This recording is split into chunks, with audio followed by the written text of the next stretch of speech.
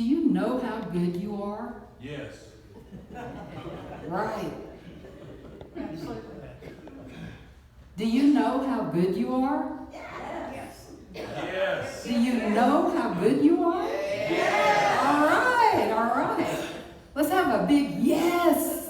Yes. All right.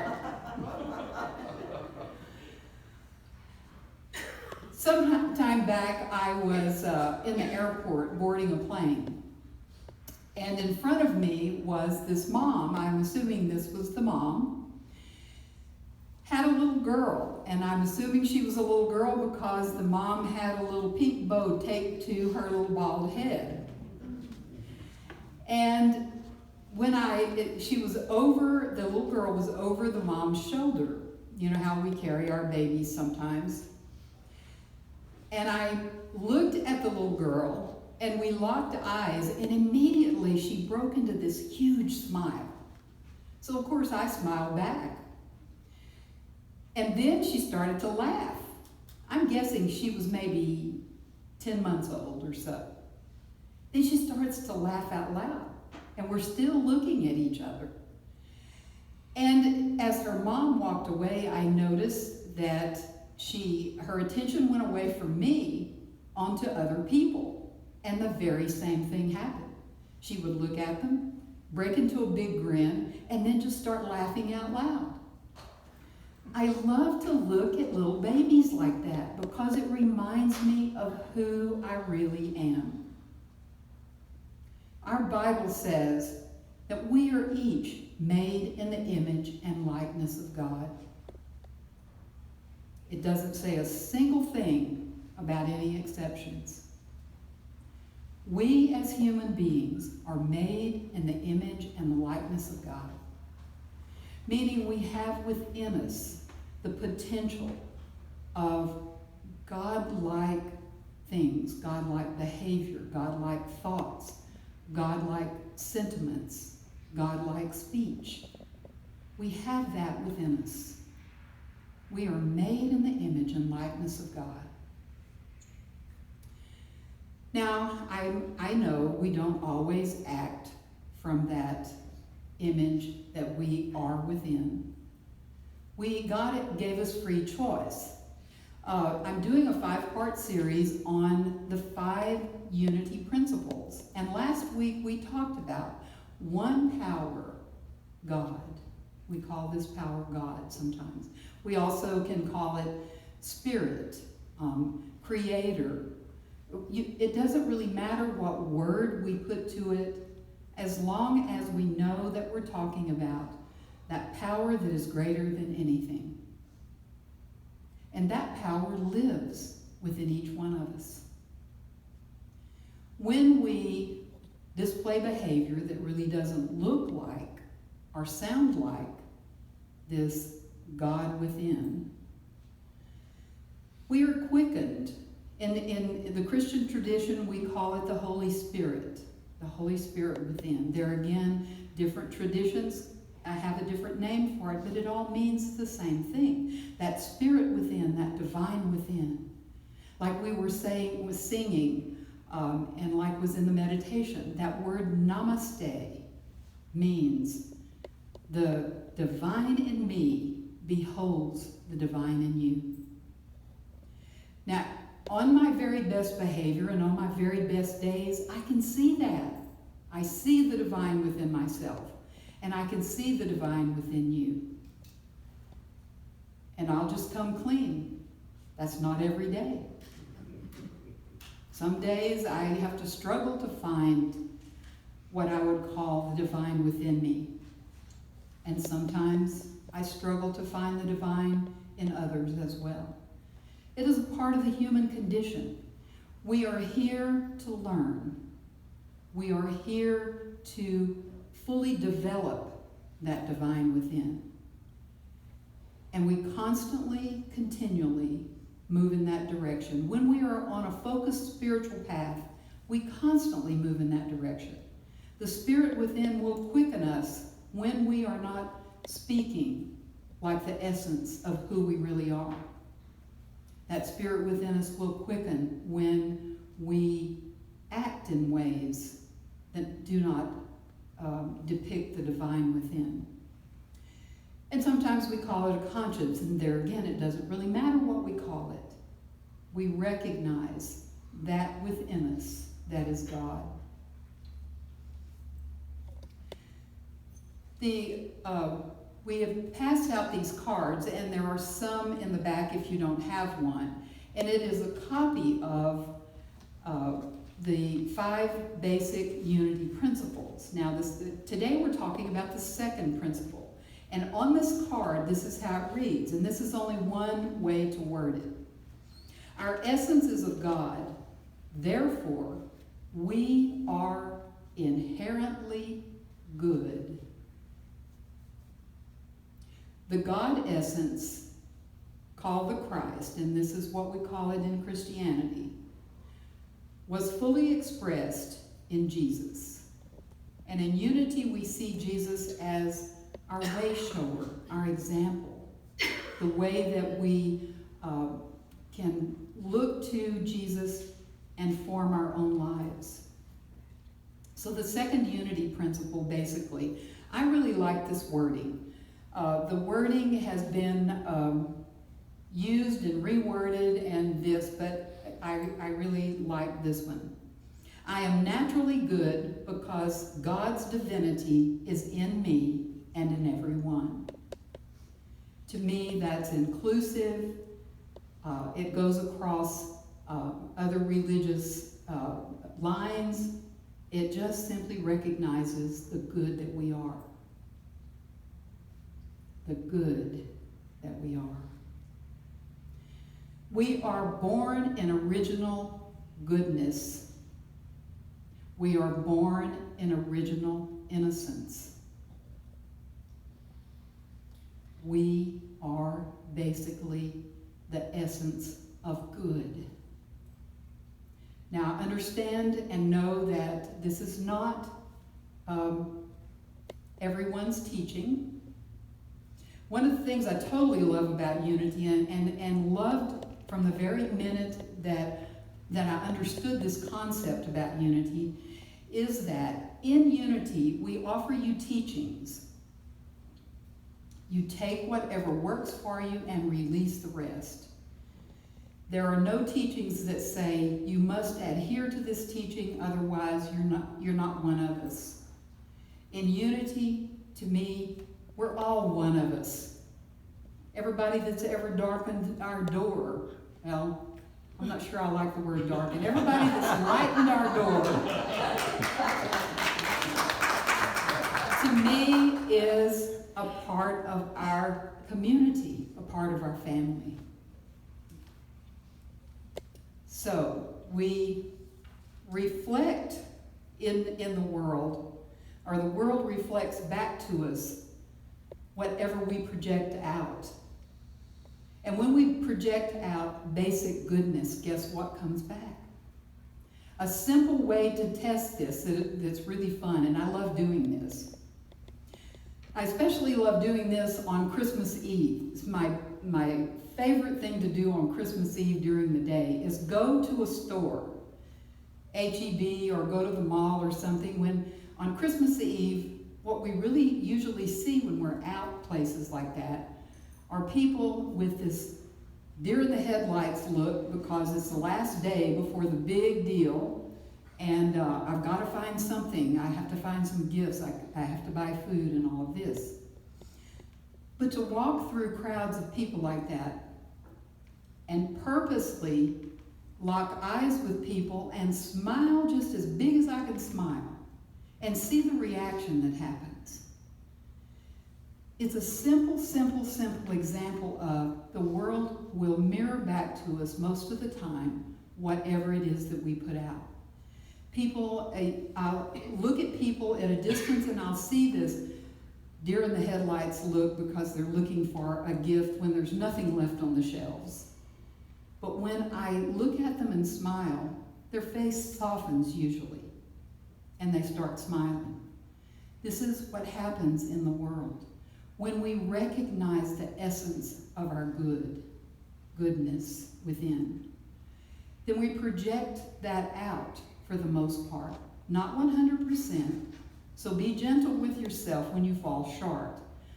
But when we project out that goodness that we know that we are, that goodness gets projected back to us.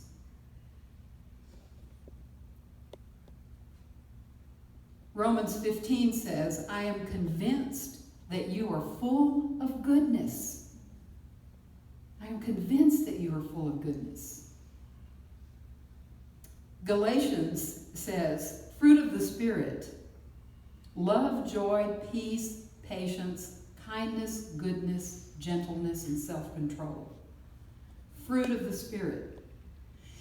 It doesn't say, interestingly enough, it does not say fruits of the Spirit, that each one of these are a different fruit. It is fruit of the Spirit that contains all of this.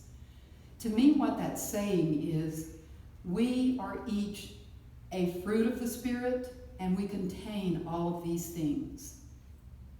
Think about how you feel when you, at the end of your day, and you feel like your day has gone pretty well, that you've displayed for the most part the essence of who you really are, the goodness of who you really are.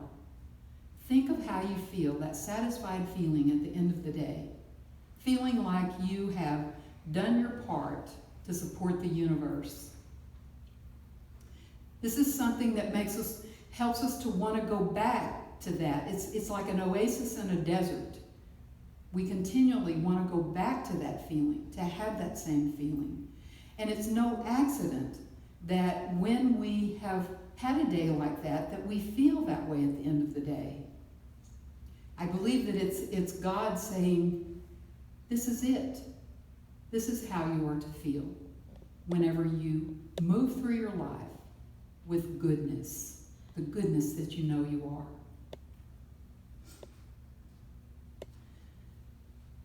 So a big part of knowing that you are basically good, that you're born in original innocence, that you're born in original goodness, is being divinely guided. Now, many times I will hear people say, pray and ask for guidance. To me, and I don't mean to make fun, but praying for guidance to me is like a fish praying for water. Because we always, always, always have that guidance. It's always with us, just like a fish in water. We need only pause long enough to hear what the guidance is. And to me, it's so very connected with our knowing that we have inner goodness, that we have inner innocence that's always in there, no matter what's been superimposed over the top of it. And also, looking at babies, just for an instant, will sometimes take me back to the fact that when babies break into a smile that way, it generally is because they've been taken care of.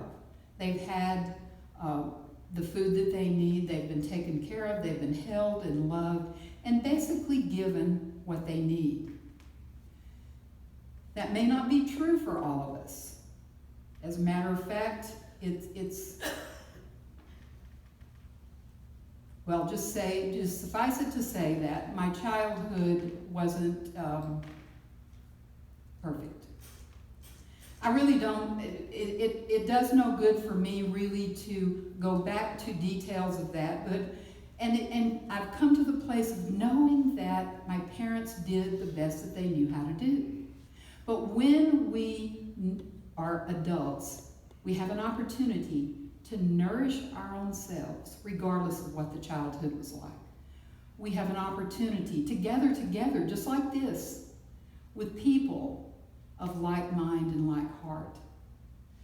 And so, as we gather together and we listen to that still small voice, we are guided in whatever direction that we need to go. We're constantly guided. We only need to stop Sometimes it requires stopping. Sometimes we can hear the still small voice as we move through life.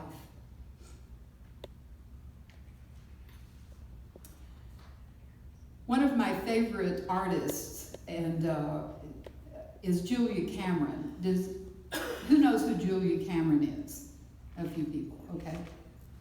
And I got to meet her in Santa Fe, New Mexico. It was really fun. I'm afraid I acted a little like a groupie whenever I was with her, but, you know, oh well. But she also, she wrote a book, and the name of it is The Artist's Way. I think that's her most famous piece. And in this, she talks about filling the well. And what she's talking about is filling your own well. When we grow up to be adults, regardless of what our childhood was like. Now, I'm not discounting any of that, because it's really important. But we have the opportunity to reparent ourselves. And she talks about in her book things that we can do to fill the well, to fill our own well. Because when we're out in the world, when we're doing what we do in the world, and we consciously give of ourselves, it's like we're a glass of water. And every time that we give of ourselves, we invite a straw to come into our glass and take out part of the liquid. We must get to a place where we fill our well with whatever it is that fills our well. It can be anything. It can be super simple things, or it can be a big elaborate thing. One of the things that I like to do is go to furniture stores and just look.